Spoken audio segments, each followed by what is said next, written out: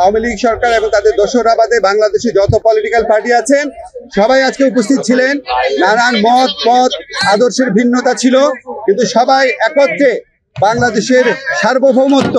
অস্তিত্ব, স্বাধীনতা এবং মর্যাদা রক্ষার প্রশ্নে সবাই ঐক্যবদ্ধ থাকার ঘোষণা দিয়েছেন এবং ঐক্যমত জানিয়েছেন। ওনারা এই সমস্ত আমাদের এই সভাতে যেই সমস্ত বিষয়ে ঐক্যমত প্রতিষ্ঠিত হয়েছে আমি একটু পড়ে শোনাচ্ছি আপনাদের। প্রথমেই ভারতে যে বাংলাদেশ বিরোধী বিভিন্ন তৎপরতা চলছে, বাংলাদেশের উপ হাই কমিশনে হামলা, বাংলাদেশ বিরোধী প্রচারণা, বাংলাদেশের অভ্যন্তরীণ ব্যাপারে হস্তক্ষেপ, এসবের তীব্র নিন্দা জানানো হয়েছে এবং ভারতের এই সমস্ত পদক্ষেপের বিরুদ্ধে বর্তমান সরকারের যে আত্মমর্যাদাশীল এবং সাহসী ভূমিকা তার প্রশংসা করা হয়েছে এবং সরকারের সাথে সলিডারিটি প্রকাশ করা হয়েছে। তবে একই সাথে সাথে ভারতের এই সমস্ত প্রচারণার বিরুদ্ধে সরকারকে আরো শক্তিশালীভাবে, আরো বেগবানভাবে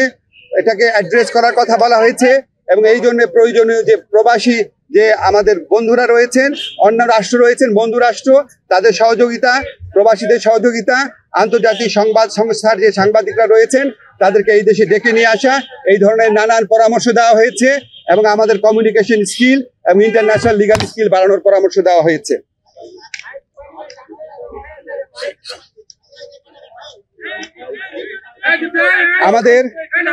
আমাদের একই সাথে সাথে ভারতের সাথে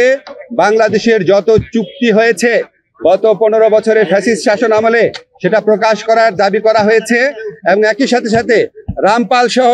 বাংলাদেশের জন্য ক্ষতিকর যে সমস্ত চুক্তি আছে সেগুলি বাতিল করার দাবি করা হয়েছে। বাংলাদেশের প্রতি ভারতের যে অর্থনৈতিক নিপীড়ন, যে সাংস্কৃতিক আধিপত্য প্রতিষ্ঠার চেষ্টা, অভ্যন্তরীণ ব্যাপারে নাক গলানোর চেষ্টা, সেটার নিন্দা জানানো হয়েছে এবং ভারতকে বাংলাদেশের প্রতি মর্যাদাশীল আচরণ করার, সৎ প্রতিবেশী সুলভ আচরণ করার আহ্বান জানানো হয়েছে। আচ্ছা, আমাদের এই পরিস্থিতি মোকাবেলায় ভারত বাংলাদেশ বিরোধী যে বিভিন্ন প্রচারণা চালাচ্ছে, এই পরিস্থিতি মোকাবেলায় সকল সম্প্রদায়ের মানুষের ভূমিকার প্রশংসা করা হয়েছে এবং সাম্প্রদায়িক সম্প্রীতি যে কোনো উস্কানির মুখে অটুট রাখার প্রত্যয় ব্যক্ত করা হয়েছে। সবশেষে সবাই একটা জিনিস বলেছেন যে আমাদেরকে আর শক্তিহীন, দুর্বল, নতজানু ভাবার কোনো রকম কোনো অবকাশ নাই। যে কোনো ধরনের অপপ্রচারণা এবং উস্কানির বিরুদ্ধে আমরা ঐক্যবদ্ধ থাকব এবং আমরা আমাদের ঐক্য অটুট রাখবো, আমরা সাহসী থাকবো এবং আমরা যে কোনো ভবিষ্যতেও যে কোনো ধরনের প্রচারণা আসলে, যে কোনো ধরনের উস্কানি আসলে আমরা আমাদের ঐক্যকে আরো বেগবান দেখানোর একটা প্রচেষ্টা অব্যাহত রাখবো। একই সাথে সাথে আমাদেরকে বলা হয়েছে, এটা প্রস্তাব আকারে আসছে যে আমরা যে গোটা জাতি এই যে ভারতের অপপ্রচারণার বিরুদ্ধে ঐক্যবদ্ধ রয়েছি, এই জন্য আমরা সবাই মিলে একটা সমাবেশ করতে পারি কিনা, সবাই মিলে একটা পলিটিক্যাল কাউন্সিল করতে পারি কিনা, এমনকি নিরাপত্তা কাউন্সিল করতে পারি কিনা, এই ধরনের প্রস্তাব আনা হয়েছে। এই সবার মূল সুর ছিল